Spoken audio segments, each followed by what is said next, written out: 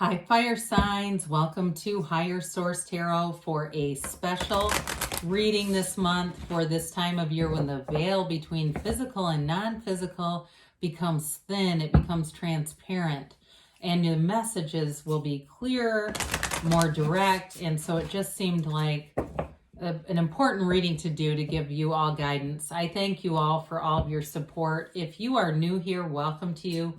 I post new readings every Friday, then again on Monday. Fridays are always a general reading. Mondays are a special kind of a reading every week. So this is one type of reading that you may only see once a year. I also will do love readings, pick a card readings, and today we're going to do a Halloween oracle card reading. Then we'll have a tarot reading too. So you will get to have a more in-depth tarot reading with this. But let's get the advice for all the fire signs, Aries, Leo, and Sagittarius. What messages do you have for Aries, Leo, and Sagittarius, please? So we will begin here. I like this timer, even though we're not on a time frame. It's just kind of a fun little addition. All right, so this will be a little different style too today. So the first card that you have is the heart of the issue or the question. You got the owl. Beautiful deck too, by the way. I think you're going to like this. The card number 2 here is the hidden issue. Okay, so we've got the heart of the issue or your question, the hidden issue. That's the apple. In the third position here, we have the skull of flowers, and the third position represents an obstacle. The fourth position here is the main fear. You've got the lamp. That's interesting. The fifth position is forgiveness, and this is the solution, okay? And then that makes sense, doesn't it? Now, this is kind of cool. The outcome here, if you apply the solution, is a card called Midnight. Well, this is going to be a lot of fun. So with this oracle deck, we'll start here with position number 1. This is the question, the owl, and it's wise energy, wise action, okay? And so with this, the owl is here to indicate a need for some kind of further information or counsel. So whatever you're asking about here, you need more information before you can make a decision. It also, too, is a card to really encourage you to use logic here before you act emotionally. So if you've got something, and we'll see what the tarot has to say, but if you've got something where you have a real emotional response to it, this is about not being impulsive, okay? It's thinking strategically and applying that logic over. It's more like that head over heart kind of a card. Now for position number 2, this is that hidden issue we talked about, the apple. Again, look at the cards. They're just absolutely gorgeous. The apple is a time for you to look at how risk plays out in your life, and that ties in great with the owl. So if you find that sometimes you do impulsively do things, I'm an Aries sun, so I can tell you I do impulsive things at times. It really is about evaluating it. Do you want to change? But are you unwilling to for some reason? Or is there something new that you need to try, a new strategy in whatever you're asking about? And, for others of you, though, you may find that you're not risking enough, that you're not doing enough, and there's something there if you would initiate. Again, with fire signs, that tends to not be the case, but that you'd get a different outcome. So in that third position, we said this is going to be the major obstacle, and this is actually called the skull of flowers, and it's creating through the ashes. So we think of this as kind of like the phoenix, right? And so it's creating through the ashes. The universe, after whatever happens here, it's giving you, whatever has happened, it's giving you a blank slate with this kind of energy. And so with the skull of flowers, it's like celebrating. It's not just the phoenix energy, but it's that energy of success. And it's also about blooming, okay? So the flowers represent that blooming and in going through adversity, but with thriving. So it's definitely about being willing to see that that's available to you. So the fourth position here, you've got a card called the lamp, and this is the main fear. We like the lamp. And so for somebody here, you're experiencing some kind of like, it feels like nostalgia in a way. This can be a card of remembrance. Oh, it does say remembrance on it too. I thought so, but I couldn't remember if it actually said it or just was connected to it. But anyway, it actually says it. So with this, it's like learning that you're going to learn more from people who you have difficulties with. You know, more so even than your friends. Your best teachers are oftentimes those nemesis that come up in life. And so with the lamp card here, it's like darkness illuminates your strengths, and it really gives you more clarity. It helps you to live more clearly and more fully. And so with this, it's almost like being willing to look at those shadow aspects, being willing to acknowledge that contrast and know that that's actually here for you. It's not here to hurt you. So the solution, of course, this is pretty easy, forgiveness. That seems like that's a common thing in the tarot. So I'll be very interested to hear what the tarot has to say here for you. And it's obviously, you know, this reducing or releasing burdens. And so coming forward with the acknowledgement that the wrong is over. And so when you choose this card, you're called to think of who you could be forgiving, including yourself. So it may even be, I think about Carolyn Mace when I pull this card, because she talks about that a lot, about having loyalty to yourself, and that oftentimes when people are charged with writing down a list of every great act they've ever done, they go, I can't do that. I've done lots of kind things. But when they're asked to write down a list of times that they've betrayed themselves, that gets very easy to do, right? So for somebody here, it's all about forgiveness. Then if the solution is applied here, you've got the card of midnight. And this midnight in this deck is considered the most powerful and magical hour of all. And so it's allowing yourself to relax into that benevolent hour of midnight. And you may feel, for some of you, that this has been your darkest hour. It's been a really difficult time in your life. But know that that light is here to return. That light is returning again. And so the dawn always follows the darkest of the night. So very powerful oracle card reading. Sometimes the oracle cards are, I don't know, sometimes they don't have as much, I feel like, as much power as that deck does. So I'm just going to put the tarot right over your oracle cards. I think that's probably the easiest way to do this. And so let's see what advice do you have for all the fire signs, Aries, Leo, and Sagittarius. What does Aries, Leo, and Sagittarius need to know for the best and highest good of all concerned? All right, so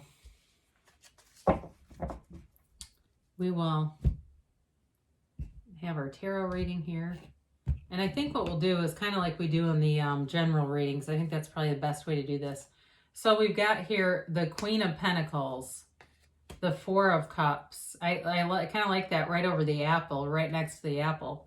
The Eight of Pentacles and the Knight of Pentacles. You've got the Wheel of Fortune here, the Three of Wands, the King of Pentacles. You got a lot of earth energy here.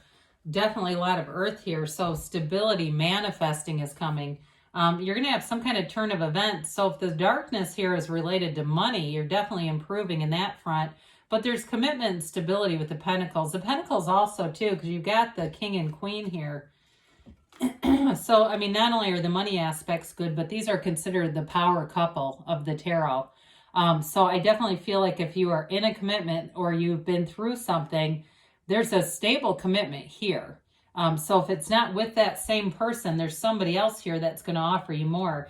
The Queen of Pentacles, too, is a card of connecting with community. It's growth and abundance all around you. So if it's money, there may be more opportunities and some that you're going to turn down. If it's in terms of, for some of you, too, I do see you as with social opportunities and just not going everywhere. You kind of, I think you're going to be discerning with that, too. It is a connection, though, so it's not like you're isolated at all. It's just that I see it with that Four of Cups, you having a lot of opportunities, but just not taking everything, being discerning, but you can do that. You're going to have enough here that you will be able to pick what you want and not feel like you have to just take anything that comes along here. So with that Four of Cups, This is a card of, for some people, it can be a card of boredom too. And so I do feel like with that, like I said, that discernment piece, you have a lot of opportunities showing up here. And so you just don't need to take every single thing that comes along. So if it's a job too, again, you're going to wait for the right thing. You're not going to jump on the first thing. It's really about, and some of you may negotiate, especially with that King and Queen of Pentacles. There may be some negotiation involved. If it's dating though, if there's been some kind of a problem in a relationship because of that forgiveness and midnight in the oracle cards, I do see you as really holding out until the person is authentic. I just see you as really being in this place where you get the best, whatever it is that you're asking about. So the Eight of Pentacles is a card of building up stability. It's laser focus. It's having goals and crushing them. It's attainment. Eights are also cards, though, of vibration and rhythm, but I guess I would point out more the vibration in terms of this reading. You're definitely attracting money, stability, and manifesting. You have it. I love all the yellow and the Knight, the King, and the Queen of Pentacles. You got it multiple times. So your investment here pays off. For some of you, you're going to get something unexpected happens with that Wheel of Fortune. Feels more like unexpected money. It could be a random check or a check that you just haven't been thinking about or worrying about, and it shows up for you. So it's I do feel like you have a very fortuitous time coming in. So quiet your mind, set your intentions, be aware that you are powerful, that you have all the energy that creates worlds running through you. There is no lack here. It's all mental. When we get into lack, it's all about those layers that get put on us.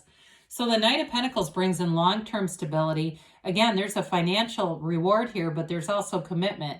So if there's been a relationship like we talked about that has been a bit wayward, and I'm getting that out of the oracle cards. I'm not even really getting that out of the tarot as much, but I do pick up on it. I feel like it gets back on the right path, or it could be somebody new who is, again, very stable, very steady, maybe certainly maybe a earth sign here, Taurus, Virgo, Cap, that you're attracting. But I do feel like they want to run the distance. They're not here to play small. This is somebody who evolves and expands, especially with that King and Queen. I do get that in a relationship, you're going to have travel, nice travel aspects. And I feel like it's going to be an equal partnership. It's not like one of those things where you're really well traveled and you know what to do and the other person is clueless. I feel like there's going to be a nice balance between the two of you for those of you that are getting into a relationship or you're reconciling or getting one back in order. So we love the Wheel of Fortune because this is a series of events turning in your favor. Very high vibrational energy, and especially with that King and Queen, Knight, King, Queen, really, of Pentacles. The Wheel of Fortune is here to bring favor and fortunate events. So you're in the right place at the right time. I see somebody getting an upgrade on an airline. I know that's very random, but it's things like that happening where you're in the right place. You keep getting picked. All the things that just seem like coincidence, it's all in relationship to your own vibration. So you're attracting, your point of attraction is very positive in this energy. And so it may feel like the momentum picks up pretty quickly, but with all that stability of the Pentacles, it won't rock your world. It won't be like a seesaw thing where you're high and low and all over the place. You have great stability because of this Pentacle influence here. So with the Three of Wands, there's success here. Wands are all about enterprise and growth and inner power. And so he looks out, you take a look at the landscape, you evaluate your life, and you know exactly where you're going. There's no doubt here. There's no limitation. This is pure knowing. And so again, like I said before, you use your discernment because you know. And so what you want is here. It's all about, too, being in that place of confidence. So in a relationship, you may have people chasing you. I do get that for somebody here, that you're going to be, and I hate to be in this like power play kind of a thing, but I feel like you are in a place where you've detached from it so much that if it's something that hasn't been quite right or it's something new, they're going to be coming on like gangbusters. So the King and Queen of Pentacles, though, I do like them for the balance. It may not, completely stay that way because I do see it as a balanced relationship and a complementary one. But again, if there's something that needs to be repaired, I feel like they make the commitment. Or in a new relationship, if you need some convincing with that Four of Cups, they're going to do what they need to do.